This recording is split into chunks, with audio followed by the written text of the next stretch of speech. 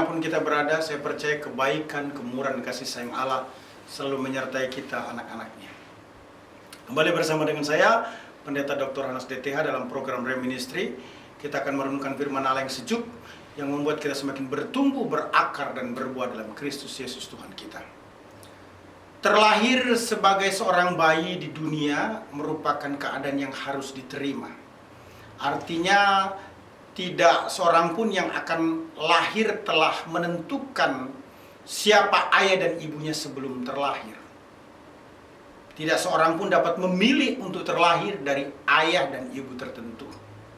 Di sisi yang lain, bayi yang bertumbuh menjadi dewasa memiliki kemampuan untuk memilih bagaimana cara atau bisa bertumbuh. Jadi jelas sekali Bapak Ibu yang dikasihi Tuhan Yesus Kristus bahwa terlahir bukan merupakan pilihan. Tetapi menjadi dewasa merupakan pilihan pribadi. Merupakan hak prerogatif Allah yang terlihat secara harmonis antara karakter Allah yang Maha Kasih, Maha Tahu, Maha Berdaulat. Artinya Allah memilih seseorang untuk menjadi anak-anak Allah berdasarkan sifat-sifat dan karakter Allah yang Maha Kasih, Maha Tahu, dan Maha Berdaulat. Itu merupakan kehendak Allah untuk memilih kita. Jadi Allah lah yang memilih kita dalam hak prerogatifnya untuk menjadi anak-anaknya.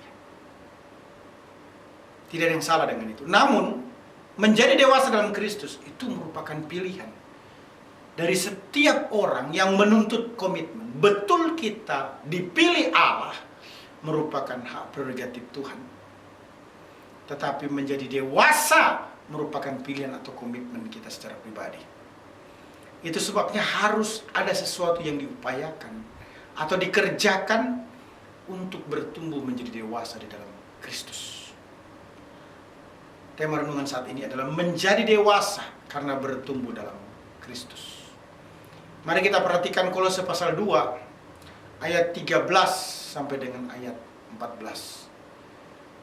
Firman Tuhan berkata demikian, "Kamu juga meskipun dahulu mati oleh pelanggaranmu dan oleh karena tidak disunat secara lahiriah, telah dihidupkan Allah bersama-sama dengan Dia sesudah Ia mengampuni segala pelanggaran kita, dengan menghapus surat hutang yang oleh ketentuan-ketentuan hukum mendakwa dan mengancam kita, dan itu ditiadakannya dengan melakukannya pada kayu salib."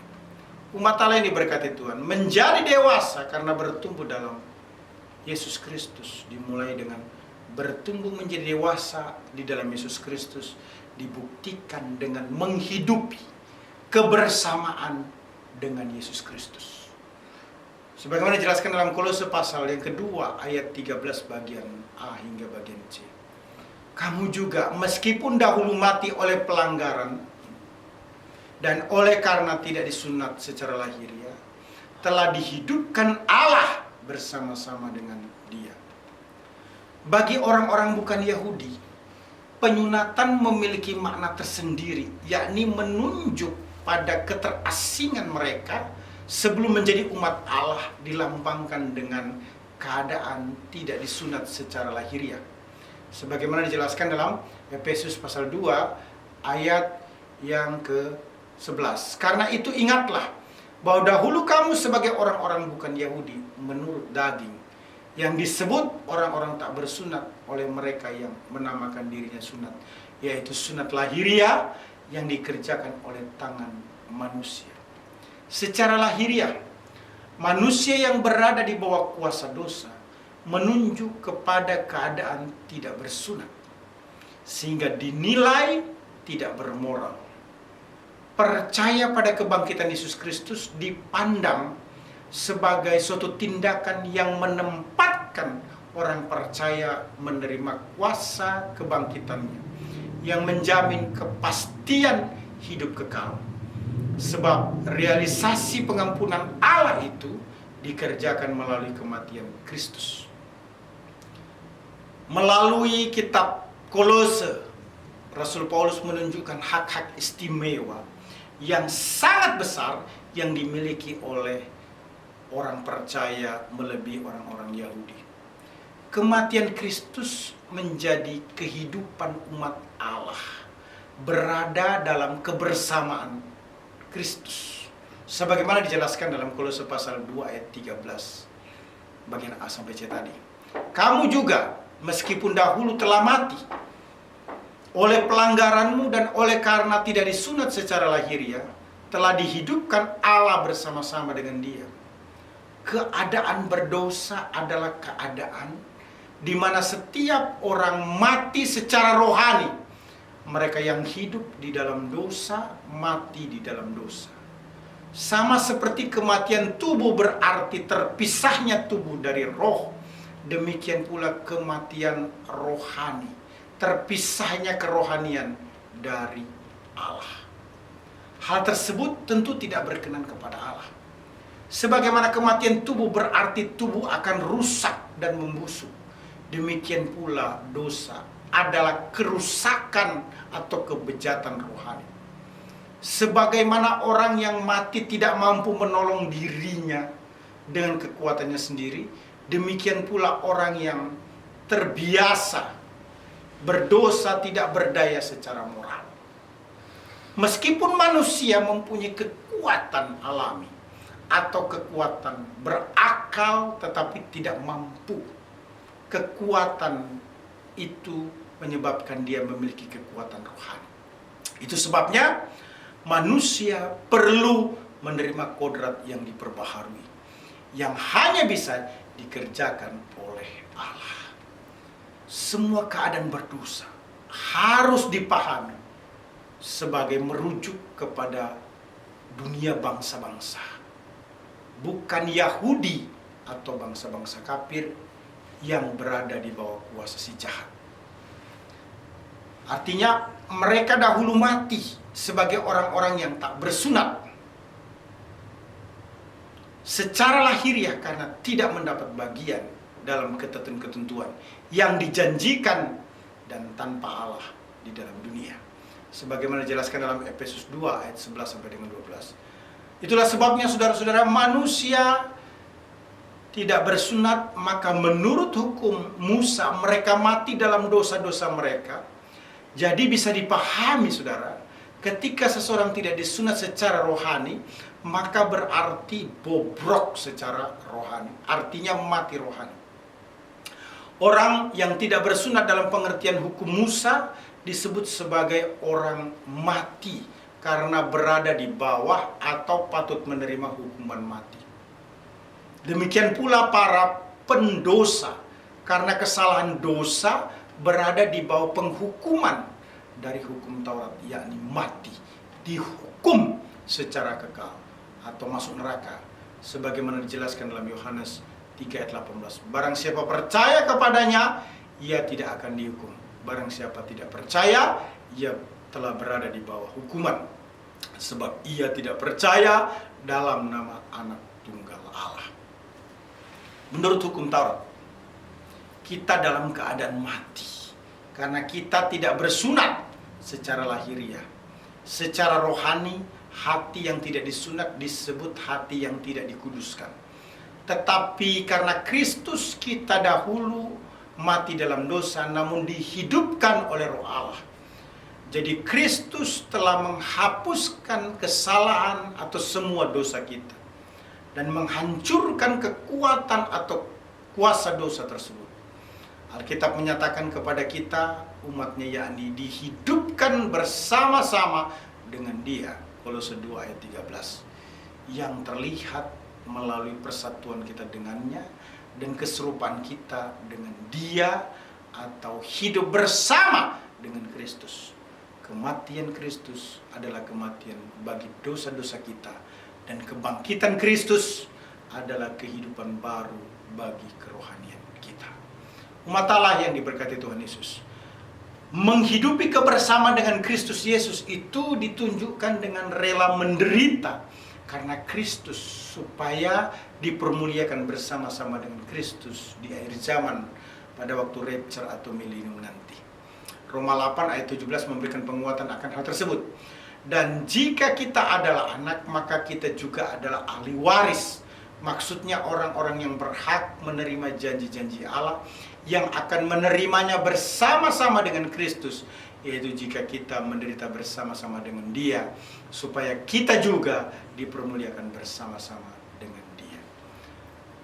Menghidupi kebersamaan dengan Yesus Kristus ditunjukkan dengan keyakinan yang teguh akan kepastian untuk diselamatkan. Efesus 2 ayat 5 berkata, telah menghidupkan kita bersama-sama dengan Kristus, sekalipun kita telah mati oleh kesalahan-kesalahan kita, oleh kasih karunia kamu diselamatkan. Menghidupi kebersamaan dengan Yesus Kristus ditunjukkan dengan bersekutu selalu dengan Kristus, artinya tetap beriman kepada Yesus Kristus.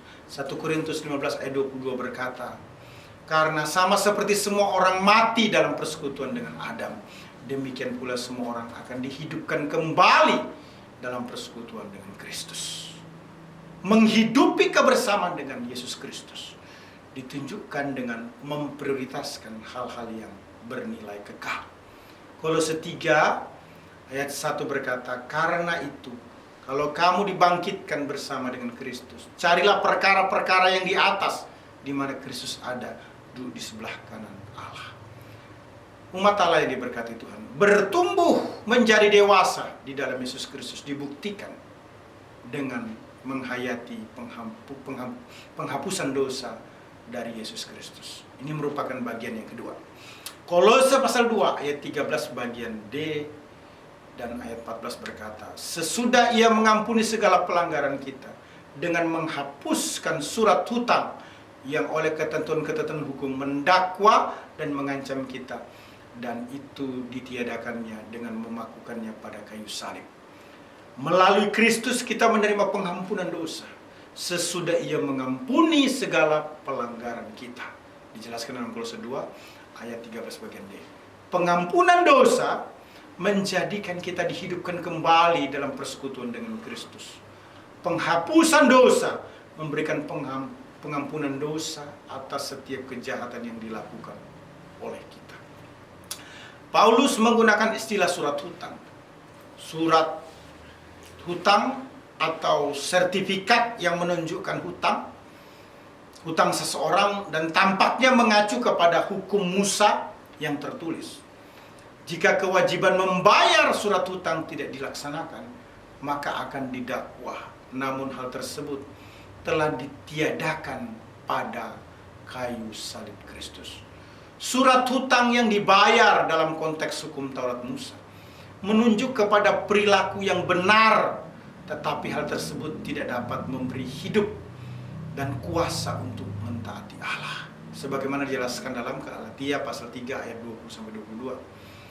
Seorang pengantara bukan hanya mewakili satu orang saja, sedangkan Allah adalah satu. Kalau demikian, bertentangankah hukum Taurat dengan janji-janji Allah? Sekali-kali tidak. Sebab andai kata hukum Taurat diberikan sebagai sesuatu yang dapat menghidupkan, maka memang kebenaran berasal dari hukum Taurat. Tetapi kitab suci telah mengurung segala sesuatu di bawah kekuasaan dosa, supaya oleh karena iman dalam Yesus Kristus, janji itu diberikan kepada mereka yang percaya.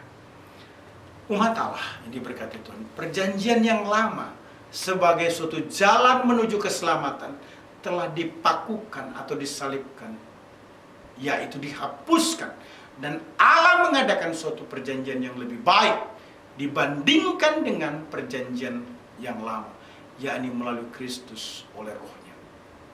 Surat hutang dosa telah mengancam akan membawa kita kepada kebinasaan kekal. Surat hutang tersebut dihapus ketika Kristus menebus kita dari kutuk hukum Taurat dengan jalan menjadi kutuk karena kita. Galatia 3 ayat 13 berkata, Kristus telah menebus kita dari kutuk hukum Taurat dengan jalan menjadi kutuk karena kita, sebab ada tertulis, terkutuklah yang digantung pada kayu salib. akibat hutang dosa, maka manusia dikutuk, namun Kristus membatalkan hutang dosa tersebut bagi setiap orang yang bertobat dan percaya kepadanya. Ketika Kristus dipaku di kayu salib, kutuk juga dipakukan di kayu salib, dan kebobrokan yang berdiam dalam diri kita disalibkan bersama-sama dengan Kristus.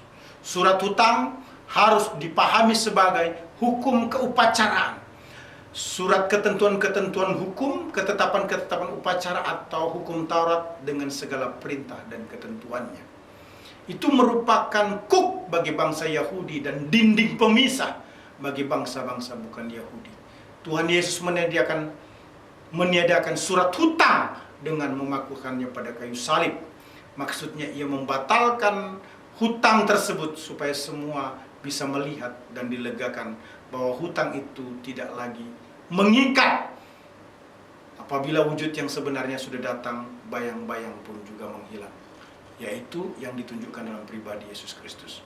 Menghayati penghapusan dosa dari Yesus Kristus ditunjukkan dengan mati di dalam dosa, hidup bagi Allah, dan anggota tubuh digunakan untuk menjadi senjata atau media menyatakan kebenaran Allah.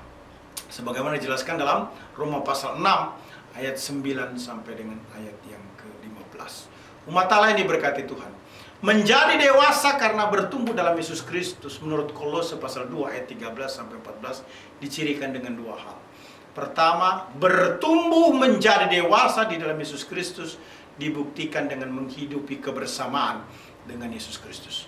Kedua, bertumbuh menjadi dewasa di dalam Yesus Kristus dibuktikan dengan menghayati penghapusan dosa dari Yesus Kristus. Haleluya! Tuhan memberkati kita. Immanuel. Amin.